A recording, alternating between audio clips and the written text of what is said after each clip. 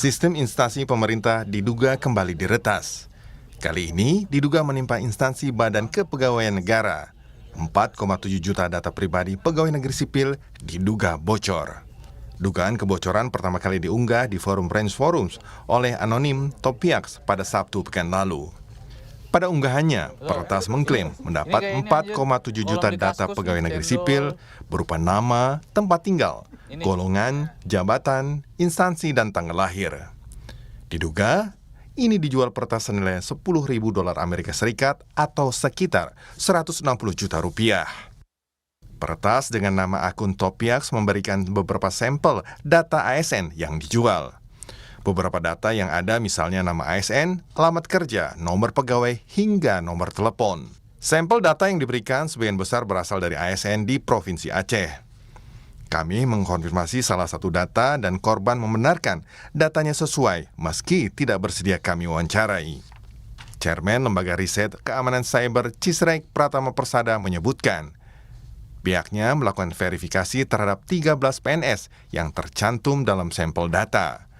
Menurut Pratama, data tersebut valid, namun ada sedikit perbedaan di digit akhir NIK. Badan Kepegawaian Negara pastikan dugaan kebocoran data ASN tidak mengganggu layanan manajemen ASN.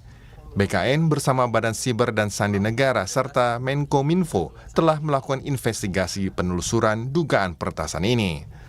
Dalam rilis dari situs bkn.go.id menyatakan, Badan Kepegawaian Negara atau BKN memastikan dugaan gangguan ini tidak berdampak pada layanan manajemen ASN sehingga tidak mengganggu proses perjalanan sistem elektronik yang diakses oleh masyarakat. Pada kasus kebocoran data sebelumnya, Presiden Jokowi mengingatkan pentingnya keamanan sistem digital.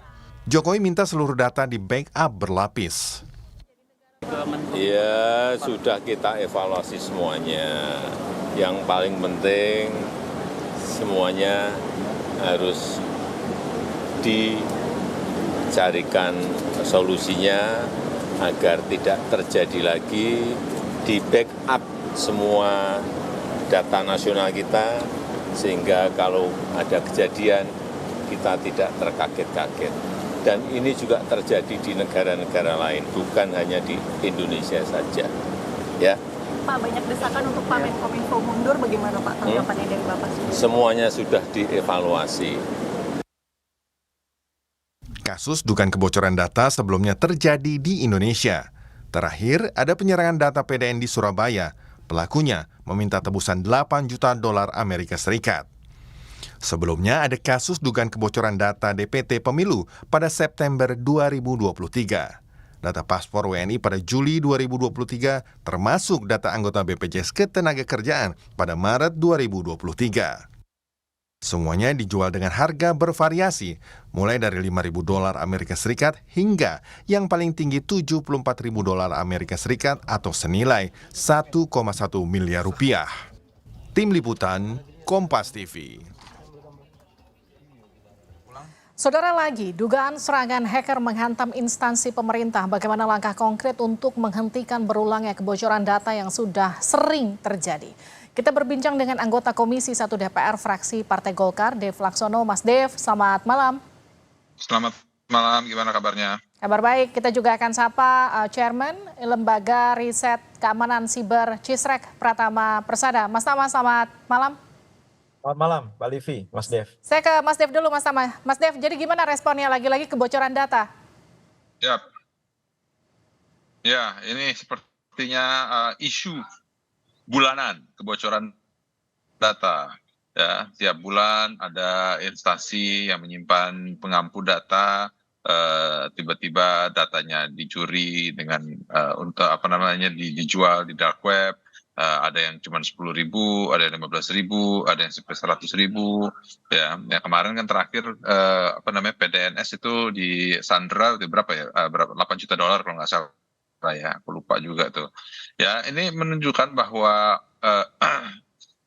langkah jalan kita menuju digital, ekonomi digital, pembangunan e-government segala macam ini masih penuh dengan terjangan dan juga tantangan.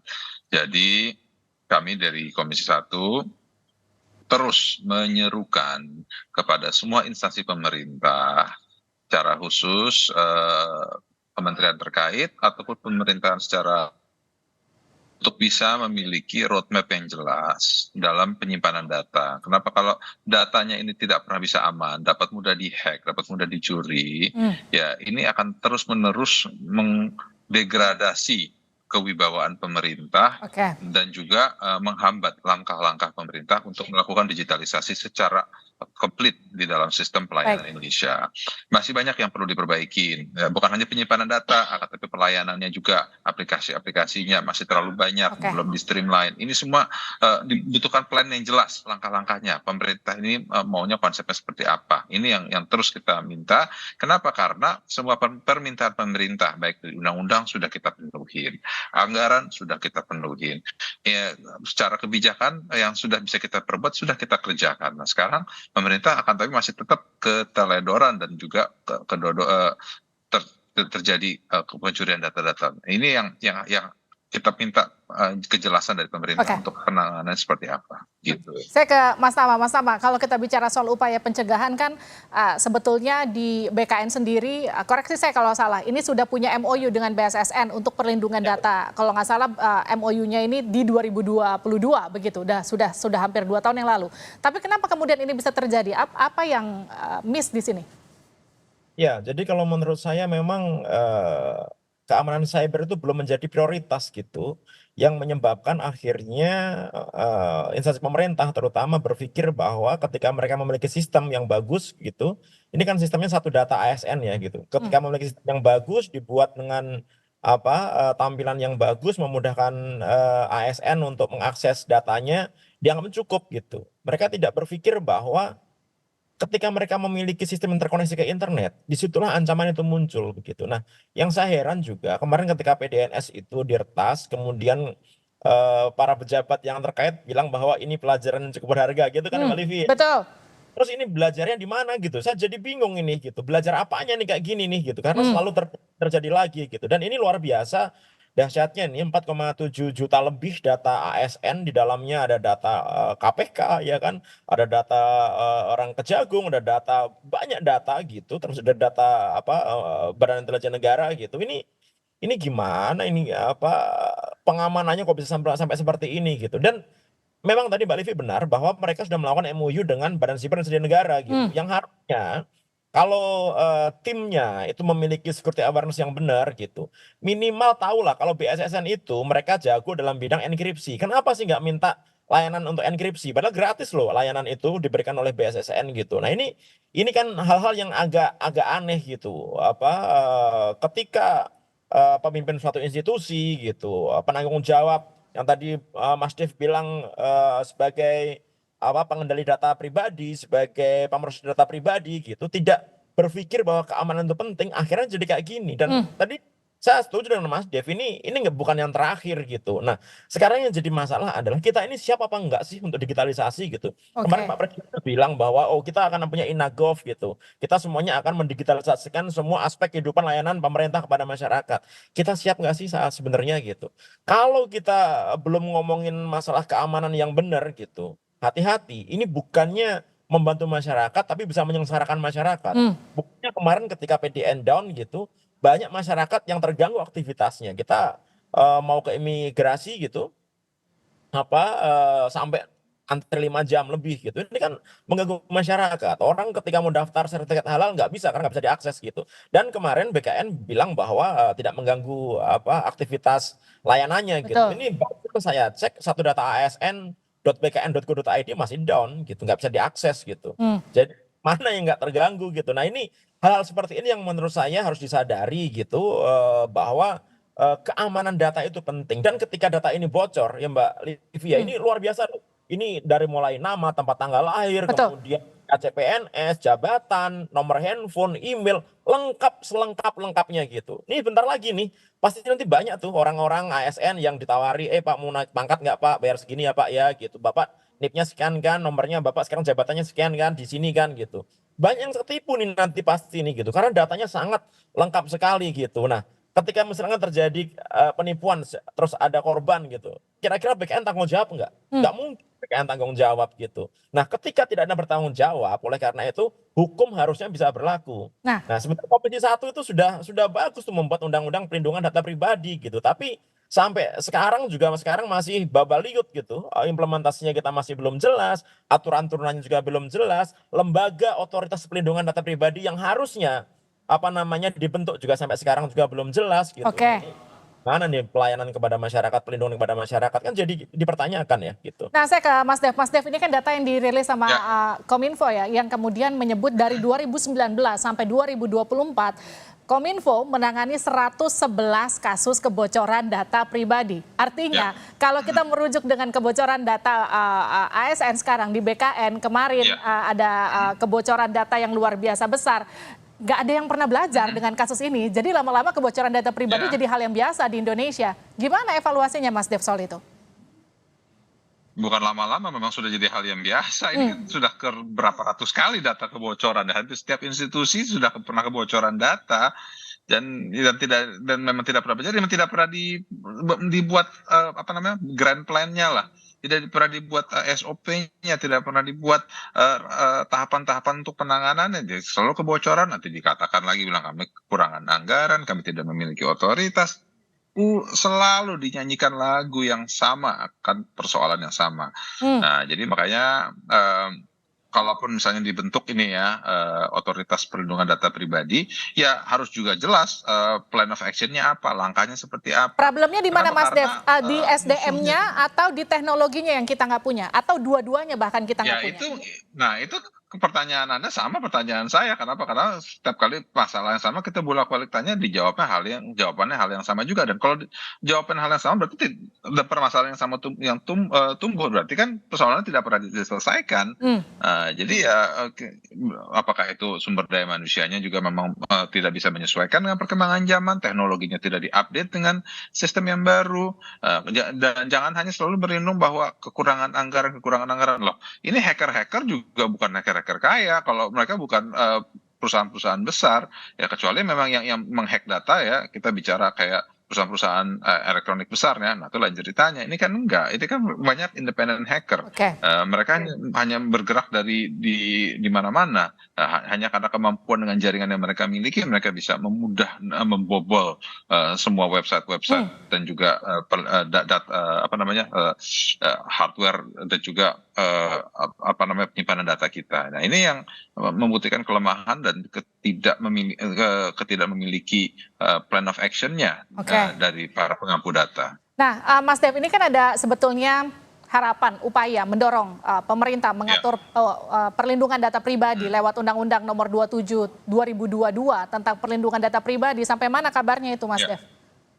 Ya, itu kita masih tunggu langkah lanjutnya gimana. Semoga dalam 1-2 bulan ini sudah ada kejelasan. Kenapa? Karena kan pemerintahan ini kan selesai pada tanggal 20 Oktober sebelum masuk ke pemerintahan baru. Jadi semoga segala macam persoalan kendala ini dapat terjawab lah sebelum masuknya pemerintahan baru. Oke, Mas Tama, dari data yang saya baca kan Cisrek sebetulnya sudah mengecek sekitar 16 data yang bocor ini dan valid datanya. Kalau kita belajar dari kasus kemarin kebocoran itu kan diduga ada, katakanlah tidak ada upaya pencegahan karena password yang begitu mudah untuk diretas. Nah, kalau dalam kasus ini seperti apa, Mas Tama? Ini sebenarnya yang bisa membuktikan itu adalah tim digital forensik gitu. Jadi saya nggak tahu ya BKN minta tolong siapa gitu, karena juga kita nggak melihat informasi yang ada di media gitu. Tetapi nanti tim yang melakukan digital forensik itu akan mengetahui sebenarnya dari mana celah masuknya, kemudian menggunakan tools apa, menggunakan malware apa, kemudian apa saja data yang diambil, kapan ngambilnya, berapa banyak yang diambil gitu. Itu harusnya akan ketahuan gitu. Walaupun sampai saat ini juga kita nggak pernah mendapatkan informasi ya. Setiap terjadi peretasan dilakukan digital forensik gitu, kerjasama dengan misalkan BSSN, dengan Polri, dengan instansi terkait. Tapi hasilnya masyarakat nggak pernah mendapatkan datanya gitu. Karena saya nggak tahu tuh alasannya apa gitu. Nah, dengan adanya peretasan ini sebenarnya gitu, bukan hanya BKN gitu. Semua institusi pemerintah harus mulai belajar, harus mulai sadar bahwa sistem yang mereka bikin tuh lemah gitu. Mohon maaf ini ngomongnya gitu. Karena memang lemah gitu. Karena apa? Karena mereka tidak bisa mengetahui sistem mereka sendiri itu kelemahnya seperti apa. Makanya saya selalu bilang, mereka harus punya kemampuan seperti hacker, melihat seperti hacker gitu, sehingga mereka bisa tahu celah keamanan itu seperti apa gitu, bagaimana lobang-lobang yang nanti akan dimanfaatkan oleh para hacker ini. Dan tadi ketika Mbak Livi nanya, sebenarnya masalahnya di mana sih? Apakah masalahnya di teknologi SDM? Enggak, kalau menurut saya totally ini di masalah SDM gitu. Kenapa? Karena teknologinya itu ada gitu. Teknologi itu bisa dibeli kalau SDM-nya benar, kalau pemimpinnya benar gitu, mereka bisa memerintahkan anak buahnya untuk berpikir benar sehingga bisa memilih teknologi yang benar untuk melindungi sistem yang mereka kelola gitu. Nah, ketika tidak ada SDM yang berkompeten untuk ngurusi ini gitu, untuk memikirkan ini, akhirnya ya kayak gini. Jadi bukan masalah duit gitu, bukan masalah mereka nggak punya anggaran. Saya pikir komisi di DPR gitu ya nggak akan membiarkan mitranya itu kekurangan duit juga gitu. Oke. Artinya Mas Tama, Anda mau ngomong gini, orang yang berkuasa atas ini nggak punya kemampuan untuk mengawasi ini? Ya kalau menurut saya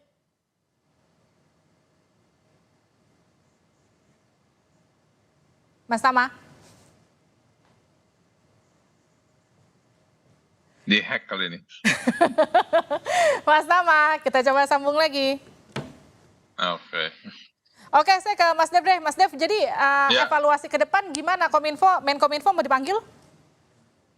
Ya tentunya kan memang masa sidang kan akan mulai tanggal 16 Agustus. Kita mulai awali dengan pidato presiden, lalu kita lanjutkan dengan pembahasan anggaran. Nah, di pas pembahasan anggaran kita bisa tegas lagi apakah BSSN atau Kominfo kelanjutannya gimana, dan juga kita bicara soal anggaran di 2025, penggunaannya seperti apa, dampaknya bagaimana, karena ini penting untuk langkah-langkah ke depan kan, karena kita udah mesti mulai bicara Renstra pemerintah 2529, dan kita harus pastikan bahwa segala macam kendala permasalahan yang muncul hari ini itu benar-benar diadres dan juga ada solusinya di pemerintahan yang berikutnya. Dan solusi nggak cuma solusi menyelesaikan permasalahan ini, tapi juga solusi untuk mengantisipasi hal serupa kembali terjadi dan nggak jadi isu Tentunya. bulanan begitu Mas Dev ya? Yes, ini Ya. bahkan kadang-kadang sebulan bisa 2-3 kali data kebocoran gitu. Saya ke Mas Pratama. Mas Tama, jadi tadi gimana? Orang yang duduk dan Ya, berkuasa atas saya- ini nggak punya kemampuan itu? Ya, saya melanjutkan pemimpin yang harus memimpin lembaga teknis itu harus memiliki kemampuan teknis menurut saya begitu. Nggak ada masalah dari TNI, Polri atau dari partai politik, ada masalah. Yang penting mereka memiliki kemampuan teknis gitu. Misal Mas Dev nih jadi Kominfo gitu, saya setuju sekali gitu. Karena memiliki kompetensi Amin. di sana. Gitu. Jadi tempatkanlah orang pada tempat yang benar gitu. Kalau ditempatin orang yang benar, insya Allah negara kita ini pasti akan benar gitu. Jangan menempatkan orang yang nggak punya kemampuan apapun dalam bidang yang dipimpinnya gitu. Akhirnya berantakan semuanya gitu. Nah ini yang mungkin jadi pelajaran Pak Prabowo ketika menjadi presiden, yang mungkin bisa memilih orang-orang yang benar. Kalau enggak Mbak, nggak akan selesai ini masalahnya. Sekali lagi bukan masalah teknologi. Teknologi banyak sekali di luar sana yang itu bisa kita pakai, bisa kita gunakan dengan baik gitu. Jadi ini adalah di faktor orangnya menurut saya. Termasuk juga ketika orangnya tidak memiliki kompetensi, akhirnya tata kelolanya nggak benar. Kan Oke. lucu juga bagaimana Pusat Data Nasional kok bikin aturan SOP nggak dibuat backup secara default gitu. Wah itu saya udah nggak masuk akal tuh. Misalnya kayak gitulah. Terima kasih Mas Tama, terima kasih Mas Dev sudah bergabung bersama kami di Sapa Indonesia Malam. Saya nggak berharap ini ada lagi diskusi soal ini bulan depan, karena harapannya ini jadi evaluasi bersama yang harus segera dilakukan dan dicari solusinya. Terima kasih, sehat-sehat selalu. Siap, amin. Terima kasih. Yo, sukses.